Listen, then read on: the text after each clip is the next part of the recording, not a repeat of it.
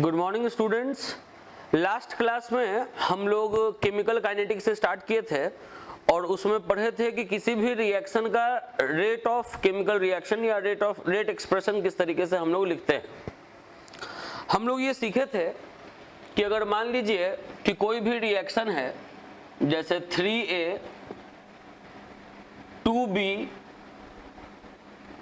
3C plus D, इस reaction का अगर रेट एक्सप्रेशन लिखना था तो हम लोग ये सीखे थे कि रिएक्टेंट है तो पहले माइनस का साइन लगेगा, जो कॉफिशिएंट है उस कॉफिशिएंट को नीचे डिवाइड कर देना है। अगर रिएक्टेंट A है तो लिखना है change in concentration of A by time taken for change. ये रिएक्टेंट है तो यहां भी माइनस लगेगा, कॉफिशिएंट 2 है तो 2 से ही नीचे डिवाइड कर देना है। B है तो लिखेंगे change in concentration of B by time taken for change. सब जगह इक्वल का साइन देना है क्योंकि किसी के मदद से रेट निकालिए वैल्यू इक्वल होएगा। ये प्रोडक्ट है तो माइनस का साइन नहीं लगेगा, कॉफिशिएंट 3 लगा हुआ है तो 3 को नीचे डिवाइड कर देंगे। Change in concentration of C by time taken for change, और इसमें भी कोई कॉफिशिएंट नहीं है तो यहां कुछ लिखने का जरूरत नहीं है। प्रोडक्ट है तो माइनस साइन लगाने का जरूरत नहीं है। D है तो change in concentration of D by time taken for change. हम लोग आज ये जो रेट एक्सप्रेशन लिखे थे इसी को और डिटेल में सीखेंगे और इससे जुड़ा प्रॉब्लम बनाएंगे।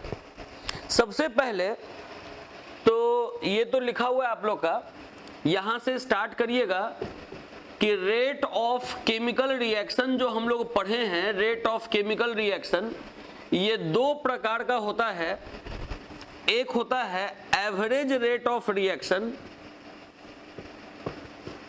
एक होता है एवरेज रेट ऑफ रिएक्शन, और एक होता है इंस्टेंटेनियस रेट ऑफ रिएक्शन।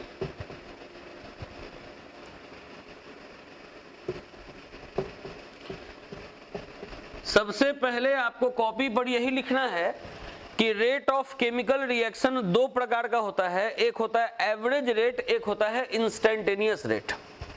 मान लीजिए कि रिएक्शन चल रहा है और रिएक्शन हो रहा है और आपसे पूछ दिया गया कि 20 सेकंड से लेके 40 सेकंड के बीच में रिएक्शन का स्पीड बताइए। कोई 2 टाइम दे दिया गया, 20 सेकंड 40 सेकंड, 20 सेकंड से 40 सेकंड के बीच में रिएक्शन का रेट बताइए।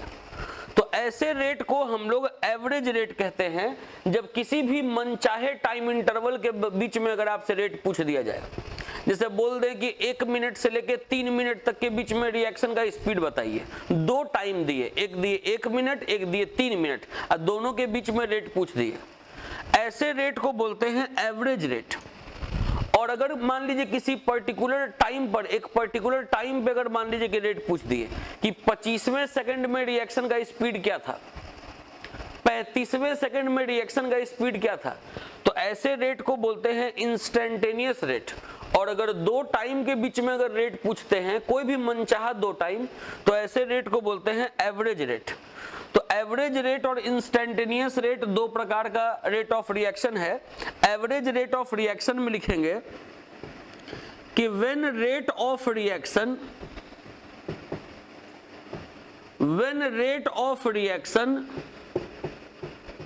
Is determined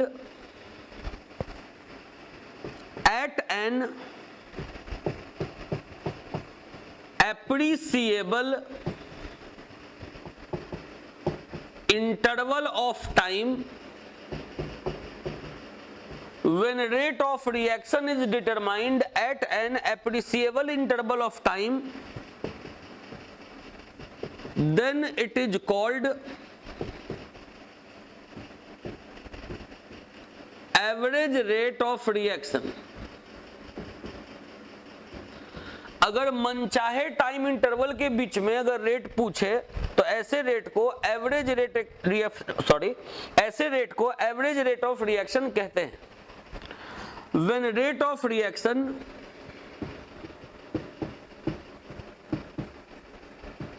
is determined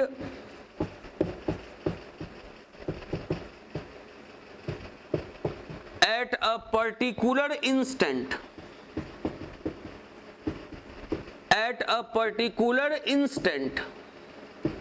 of time,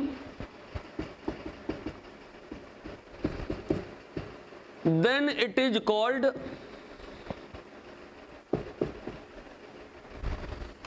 instantaneous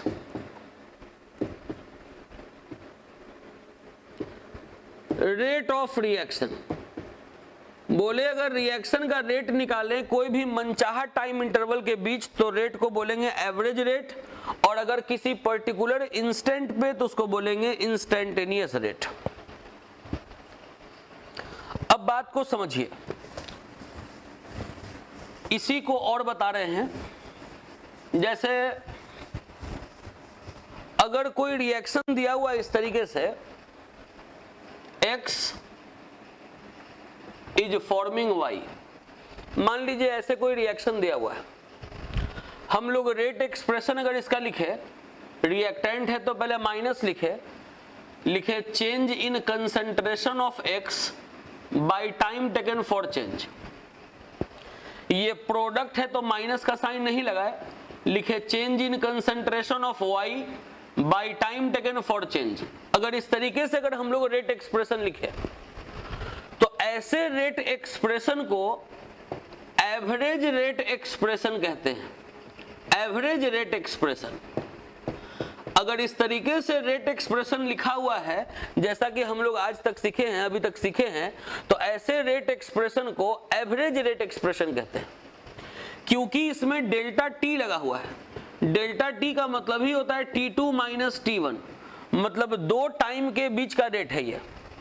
अगर दो समय के बीच का रेट है, 20 सेकंड से लेकर 40 सेकंड के बीच का रेट, 30 सेकंड से लेकर 35 सेकंड के बीच का रेट, 1 मिनट से लेकर 3 मिनट तक के बीच का रेट, कोई भी दो टाइम के बीच का रेट, तो ऐसे रेट को हम लोग एवरेज रेट कहते हैं। तो अगर इस तरीके से अगर रेट एक्सप्रेशन लिखा हुआ रहेगा तो उसको हम लोग बोलेंगे एवरेज रेट एक्सप्रेशन। लेकिन अगर मान लीजिए कि इस तरीके से रेट एक्सप्रेशन नहीं लिखा हुआ है, rate expression,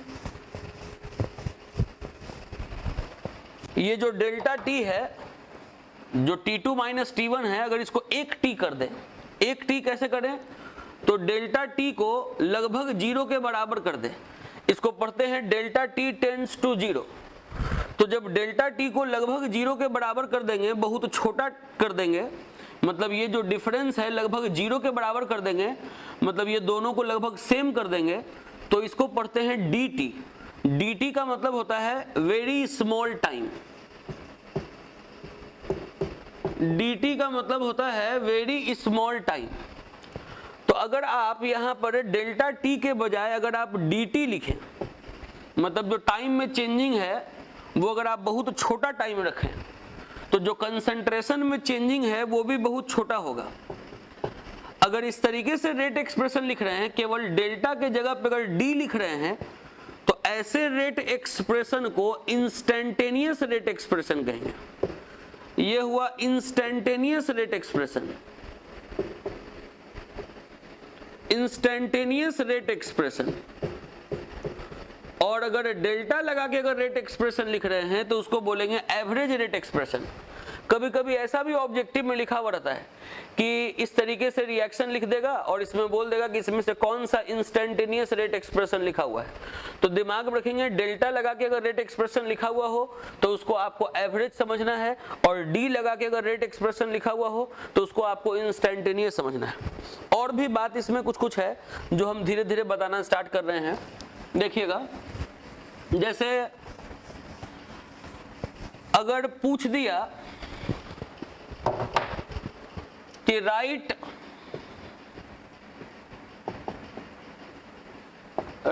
rate expression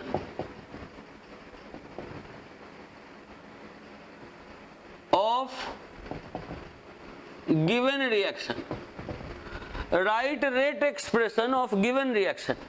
reaction दे दिया N2 प्लस 3H2 2NH3। अब बोला इसका रेट एक्सप्रेशन लिखने को, तो रेट एक्सप्रेशन आप चाहें तो एवरेज वाला लिखें, आप चाहें तो इंस्टेंटेनियस वाला लिखें। जैसे ये रिएक्टेंट है तो पहले माइनस का साइन लगाएंगे, N2 है तो लिखेंगे change in concentration of N2 by time taken for change. ये रिएक्टेंट है तो माइनस लगाएंगे, कोफिशिएंट 3 है तो 3 को नीचे डिवाइड कर देंगे। H2 है तो लिखेंगे change in concentration of H2 by time taken for change. ये प्रोडक्ट है तो माइनस का साइन नहीं लगाएंगे, कोफिशिएंट है तो कोफिशिएंट को नीचे डिवाइड कर देंगे, लिखेंगे change in concentration of NH3 by time taken for change. ये इस तरीके से रेट एक्सप्रेशन लिखा गया। आप चाहते तो इसको ऐसे भी लिख सकते थे, minus change in concentration of N2 by time taken for change minus 1/3 change in concentration of H2 by time taken for change 1/2 change in concentration of NH3 by time taken for change. ये दोनों ही सही है। ये average rate of reaction के मदद से लिखा गया है, ये इंस्टेंटेनियस रेट ऑफ रिएक्शन के मदद से लिखा गया है। दोनों ही रेट एक्सप्रेशन है। अब यहां पर कुछ बात आपको और समझना है जो आपको अभी तक नहीं समझा है। देखिए,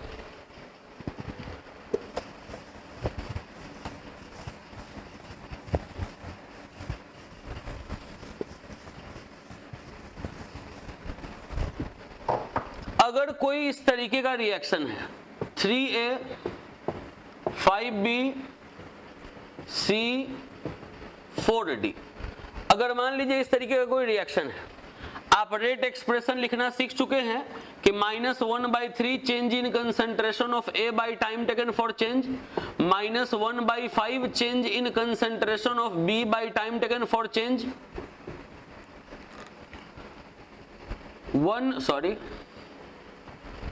प्रोडक्ट है तो माइनस नहीं लगेगा, change in concentration of C by time taken for change 1/4 change in concentration of D by time taken for change. ये तो लिखना आता है। बोले कि अब वो बात बताने जा रहे हैं जो इसके पहले अभी तक नहीं बताया। कहता है कि अगर कोई रिएक्शन है और इस रिएक्शन का रेट एक्सप्रेशन अगर दे दिया, अब अगर ऐसे लिख दिए हम change in concentration of A by time taken for change, और आपको बोले कि पढ़िए कि ये क्या लिखा हुआ है। जो कोफिशिएंट है, कोफिशिएंट को नहीं लिखे हम, कोफिशिएंट को छोड़ के केवल बाकी का जो डेटा था वो लिख दिए ऐसे, कोफिशिएंट नहीं लिखे, और पूछे आपसे कि इसको पढ़िए, इसको वर्ड में क्या पढ़ेंगे, तो इसको पढ़ेंगे रेट ऑफ, अगर ये रिएक्टेंट का हिस्सा है, जैसे ये A है रिएक्टेंट का हिस्सा है, अगर B होता है रिएक्टेंट का हिस्सा होता है, तो दिमाग में ये रखना है कि रिएक्टेंट किसी भी रिएक्शन में धीरे धीरे खत्म होता है, डिसअपीयर होता है। और अगर प्रोडक्ट है तो प्रोडक्ट धीरे धीरे अपीयर होता है, बनता है। तो इसको पढ़ेंगे वर्ड में रेट ऑफ डिसअपीयरेंस। डिसअपीयरेंस लिख रहे हैं क्योंकि रिएक्टेंट है, अगर प्रोडक्ट होता तो लिखते रेट ऑफ अपीयरेंस, तो ये रिएक्टेंट है तो लिख रहे हैं rate of disappearance of A। ये पढ़ेंगे इसको। और अगर ये कोफिशिएंट के साथ लिखा हुआ रहता है, जैसे 1/3 delta A by delta T, अब इसको कोई बोलता कि इसको पढ़िए कि इसको क्या पढ़ेंगे, तो इसको सीधे पढ़ते हैं रेट ऑफ केमिकल रिएक्शन। ये रेट ऑफ केमिकल रिएक्शन इसको पढ़ते हैं। लेकिन अगर कोफिशिएंट छोड़ के अगर लिख रहे हैं, इसको बोलेंगे पढ़ने के लिए, तो इसको पढ़ेंगे rate of disappearance of A। ठीक उसी प्रकार से अगर मान लीजिए कि लिखा हुआ है minus delta B by delta T, आप देखिए यहाँ के कोफिशिएंट को छोड़ के लिखे हैं, इसको बोल दिए पढ़ने के लिए, तो इसको पढ़ेंगे रेट ऑफ, ये रिएक्टेंट का हिस्सा है तो इसको लिखेंगे rate of disappearance of B। ये अगर पढ़ने नहीं आएगा तो इसका प्रॉब्लम बनेगा ही नहीं। अगर ये पढ़ना नहीं सीखिएगा तो इसका प्रॉब्लम नहीं बना पाइएगा। दिमाग में रखिए, कोफिशिएंट छोड़ के लिखे हैं तो rate of disappearance of A, coefficient छोड़ के लिखे हैं तो rate of disappearance of B, और अगर कोफिशिएंट के अगर साथ लिख दें, अगर ऐसे लिख दें तो इसको सिंपली कहेंगे rate of chemical reaction. Rate of chemical reaction जगह नहीं है मेरे पास, यहां पर थोड़ा सा एक मिटा रहे हैं इसको, आप लिखते जाएंगे, इसी के नीचे लिखते जाएंगे। अगर मान लीजिए कि यहां तो कोफिशिएंट है ही नहीं, लगा ही हुआ नहीं है। अगर इसको बोले पढ़ने के लिए तो इसको पढ़ेंगे रेट ऑफ केमिकल रिएक्शन, इसको पढ़ सकते हैं रेट ऑफ अपीयरेंस ऑफ सी। यहां दोनों ही पढ़ेंगे इसको, क्यों? क्योंकि यहां कोफिशिएंट लगा ही हुआ नहीं है। रेट ऑफ अपीयरेंस भी लिखना होगा सी का तो यही लिखेंगे, रेट ऑफ केमिकल रिएक्शन भी लिखना होगा तो यही लिखेंगे। अगर मान लीजिए इसका बात करें, अगर लिख दें delta D by delta T, तो इसको रेट ऑफ केमिकल रिएक्शन नहीं पढ़ सकते हैं, ये कोफिशिएंट छोड़ के लिखे हैं, तो इसको पढ़ेंगे rate of appearance of D. इसको पढ़ेंगे rate of appearance of D, या इसको पढ़ेंगे या नहीं। अगर कोफिशिएंट लगा के अगर लिखें इस तरीके से, तब इसको पढ़ेंगे रेट ऑफ केमिकल रिएक्शन। ये जो आप कॉपी पर नोट करेंगे, इसको 2 बार 4 बार अच्छे से पहले देख लेंगे। देखने के बाद फिर अभी हम इस पे एक क्वेश्चन आपको देने जा रहे हैं, वो क्वेश्चन को आराम से अच्छे से देखेंगे बनते हुए, पहले मेरे द्वारा बनते हुए देखेंगे, कॉपी पर नोट करेंगे, और तब जब इसके आगे क्वेश्चन देंगे तो फिर उसको अपने से बनाने का प्रयास करेंगे। अभी यहाँ पर हम केवल आपको पढ़ना सिखाएं कि कोफिशिएंट अगर छोड़ के अगर लिखा हुआ है तो उसको rate of disappearance of reactant कहेंगे, जो भी रिएक्टेंट है। अगर रिएक्टेंट वाला दिया हुआ है तो डिसअपीयरेंस, और प्रोडक्ट वाला दिया हुआ है तो रेट ऑफ अपीयरेंस। अब देखिए, इससे रिलेटेड एक हम क्वेश्चन आपको दे रहे हैं। ये क्वेश्चन आपको टेक्स्ट बुक में नहीं है, एनसीईआरटी में, लेकिन जरूरी है, एग्जाम में आता है, बोर्ड का चहीता सवाल है। लिख रहे हैं for an elementary reaction, for an elementary reaction. अब एलिमेंट्री रिएक्शन क्या है, ये सब अभी आगे यूज होगा वर्ड, इसको आगे एक्सप्लेन करेंगे। अभी आप सिंपली समझिए फॉर एन रिएक्शन। ऐसे एलिमेंट्री रिएक्शन कहते हैं हम लोग एक स्टेप में होने वाले रिएक्शन को, जिसका कोई मैकेनिज्म नहीं होता है। Single step reactions are called elementary reaction. तो खैर लिखा हुआ है for an elementary reaction, reaction है 2A प्लस B 3C। ये कोई रिएक्शन दिया हुआ है। उसके बाद कह रहा है कि the rate of appearance of C, the rate of appearance of C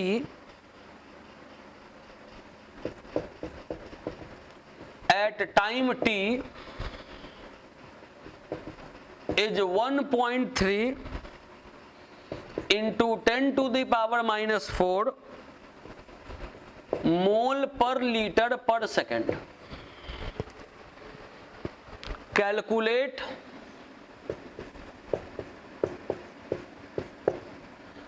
at this time, calculate at this time rate of reaction. Number 2, rate of disappearance of ए। ये क्वेश्चन है। अब देखिए, क्वेश्चन में सबसे पहले तो आपको एक रिएक्शन दे दिया है 2A प्लस B 3C। पहले तो आपको एक केमिकल रिएक्शन दे दिया है। जो रिएक्शन दिया आप उसका रेट एक्सप्रेशन लिख सकते हैं, -1/2 change in concentration of A by time taken for change, minus change in concentration of B by time taken for change, 1/3 change in concentration of C by time taken for change. Question में आपको एक reaction दिया था, उस reaction का rate expression लिख लिया। अब कह रहा है कि rate of appearance of C is इतना। Rate of appearance of C का वैल्यू दिया हुआ है, तो rate of appearance of C किसको बोलेंगे? Delta C by delta T को बोलेंगे। कोफिशिएंट छोड़ के अगर लिखेंगे तो इसको रेट ऑफ अपीयरेंस ऑफ सी बोलेंगे। इसका वैल्यू दिया हुआ है 1.3 into 10 to the power -4 mole per litre पर सेकेंड, ये वैल्यू दिया हुआ है। अब आपसे पूछ रहा है कि रेट ऑफ रिएक्शन बताइए। सबसे पहला पूछ रहा है कि रेट ऑफ रिएक्शन का वैल्यू बताइए। तो रेट ऑफ रिएक्शन किसको बोलेंगे? कोफिशिएंट के साथ अगर इसको लिखते तो इसको रेट ऑफ रिएक्शन बोलते।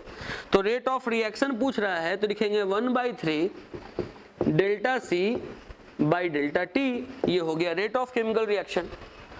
1/3, अब ये delta C by delta T का वैल्यू दे रखा है 1.3 into 10 to the power -4 mole per litre पर second.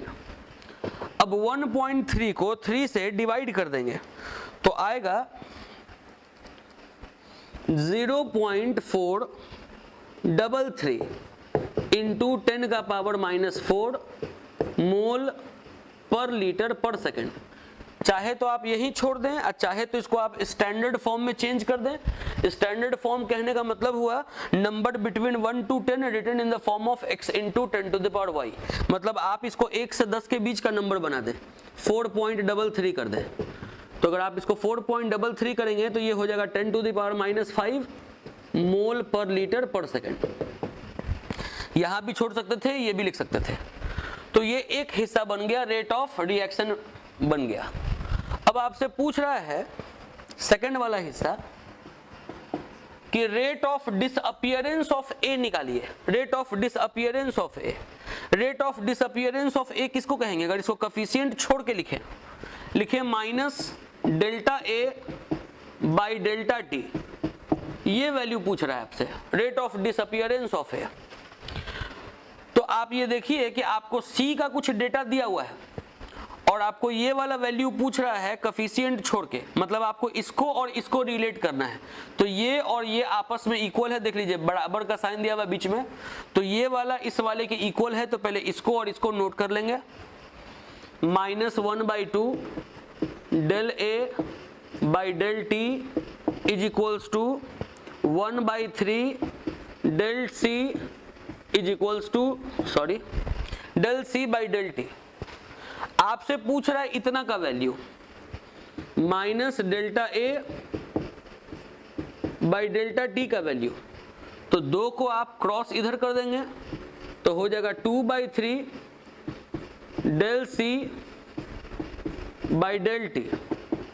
2/3 del C by del T का वैल्यू क्वेश्चन में दे रखा था 1.3 into 10 to the power -4 mole per litre पर सेकेंड।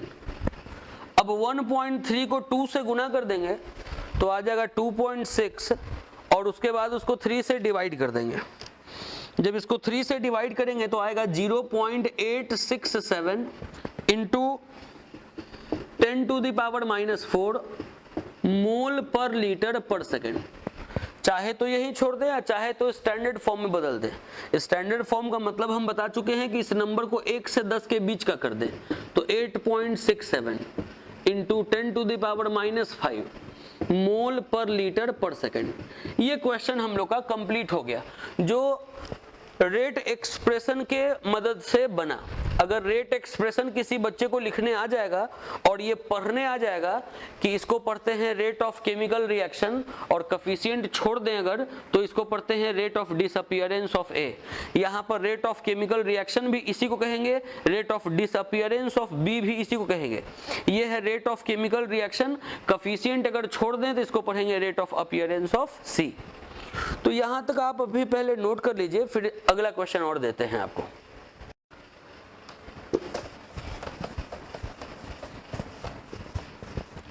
अब जो नेक्स्ट क्वेश्चन देंगे, ये क्वेश्चन पहले आपको अच्छे से कॉपी पे पहले इसको नोट कर लेना है जो मिटा रहे हैं।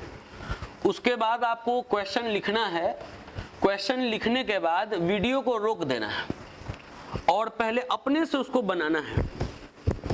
जब बन जाए तब फिर वीडियो को आगे बढ़ाकर ये देखना है कि मेरे द्वारा कैसे बनाया गया ये सवाल। चलिए क्वेश्चन लिख रहे हैं।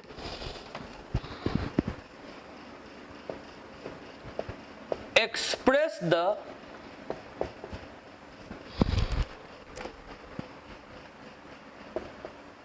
rate of express the rate of following reaction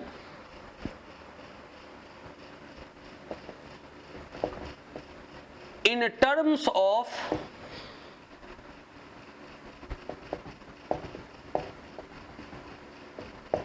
different reactant and product.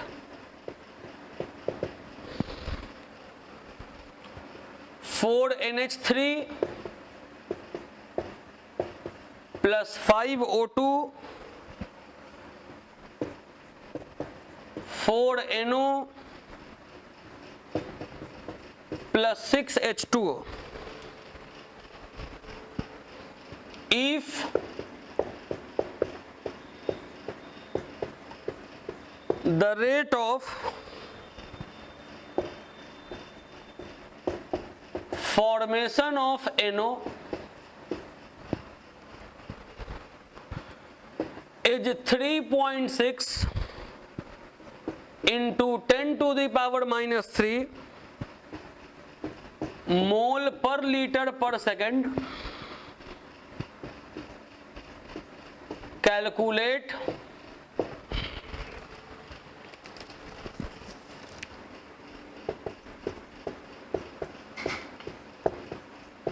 rate of disappearance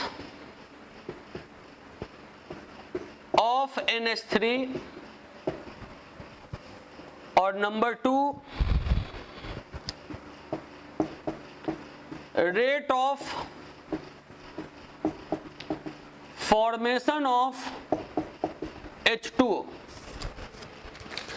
पहले आपको करना ये चाहिए कि क्वेश्चन को पहले अच्छे से नोट कर लेना चाहिए, और क्वेश्चन को नोट करने के बाद वीडियो को रोक देना चाहिए, और उसके बाद खुद पहले इसको बनाना चाहिए। जब आप बना लें तब फिर वीडियो को आगे बढ़ाएं और देखें कि मेरे द्वारा कैसे बनाया गया। देखिए हम बनाने जा रहे हैं। सबसे पहले करते क्या है कि जो केमिकल रिएक्शन दिया हुआ हो पहले उस रिएक्शन को लिख के उसका रेट एक्सप्रेशन लिख देना चाहिए होता है। जैसे रिएक्शन दिया हुआ है 4NH3 plus 5O2 4NO plus 6H2O, ये रिएक्शन दिया हुआ है। पहले इस रिएक्शन का रेट एक्सप्रेशन लिख लेना है। तो -1/4 change in concentration of NH3 by time taken for change, -1/5 change in concentration of O2 by time taken for change, plus 1/4 change in concentration of NO by time taken for change, plus 1/6 change in concentration of H2O by time taken for change। ये सबसे पहला काम है। इसके बाद कह रहा है कि rate of formation of NO is इतना। NO का रेट ऑफ फॉर्मेशन दिया हुआ है। रेट ऑफ फॉर्मेशन मतलब कि कोफिशिएंट छोड़ के लिखना है।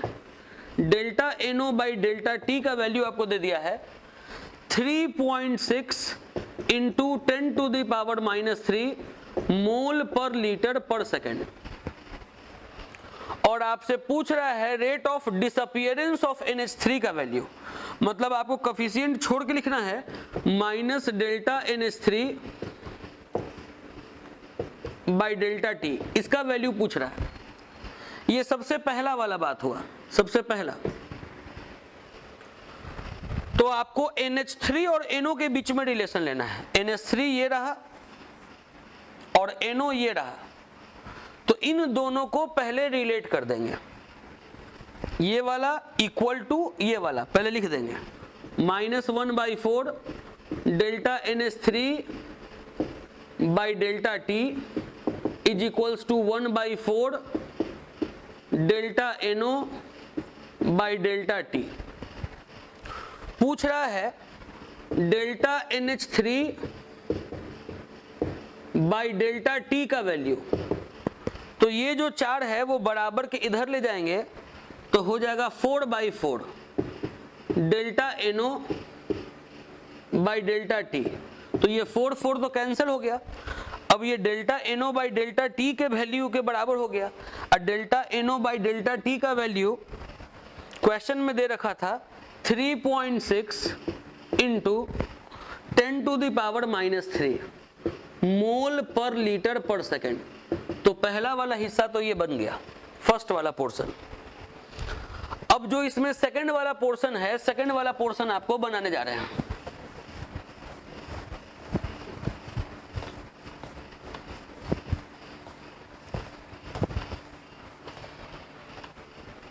सेकंड वाला इसमें पोर्शन है कि rate of formation of H2O पूछ रहा है। Rate of formation of H2O, तो कोफिशिएंट छोड़ के लिखेंगे delta H2O by delta T, ये पूछ रहा है। अब देखिए, अगर इसका अगर आप रिलेशन अगर लें तो आप लिख सकते हैं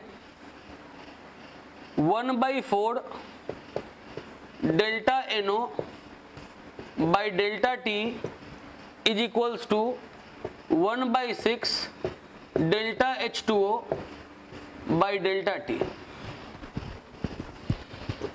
उसके बाद ये लिखने के बाद आप देख रहे हैं कि आपसे पूछ रहा है इसका वैल्यू, मतलब अगर इसका कोफिशिएंट छोड़ के लिखिएगा delta H2O by delta T अगर लिखिएगा तो ये 6 ऐसे क्रॉस करिएगा तो हो जाएगा 6/4 into delta NO by delta T, ऐसा हो जाएगा। अब ये लगभग बन चुका है। Delta H2O by delta T is equals to 6/4 और इसका वैल्यू क्वेश्चन में दे रखा था 3.6 इंटू 10⁻³ मोल पर लीटर पर सेकेंड। ये 0.9 होगा, 0.9 बार में कटेगा। उसके बाद आप 0.9 को 6 से गुना कर दीजिएगा तो ये हो जाएगा 5.4 इंटू 10⁻³ मोल पर लीटर पर सेकेंड। ये क्वेश्चन बन गया। अब आप इसको नोट कर सकते हैं। फिर हम इसके बाद अगला क्वेश्चन अब देने जा रहे हैं। चलिए अब अगला क्वेश्चन लिखेंगे। Observe the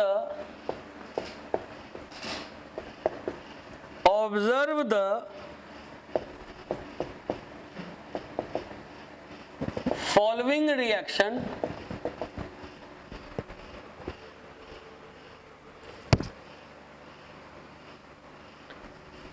A plus 3B 3C the rate of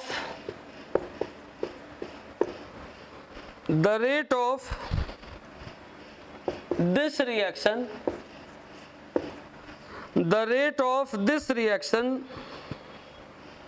minus dA by dt is equal to 3 into 10⁻³ mole per litre पर मिनट। What is the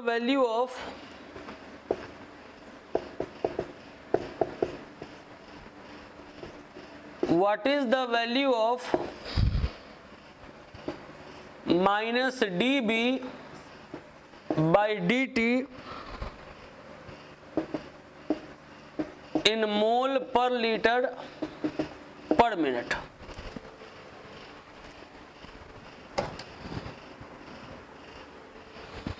देखिए करना क्या है कि इस रिएक्शन में आपको जो रेट एक्सप्रेशन दिया हुआ है वो डेल्टा लगा के नहीं डी लगा के लिखा हुआ है। तो सबसे पहले तो आप करेंगे क्या इस क्वेश्चन को बनाने में कि आप रिएक्शन लिखेंगे और इसका रेट एक्सप्रेशन लिखेंगे इंस्टेंटेनियस वाला।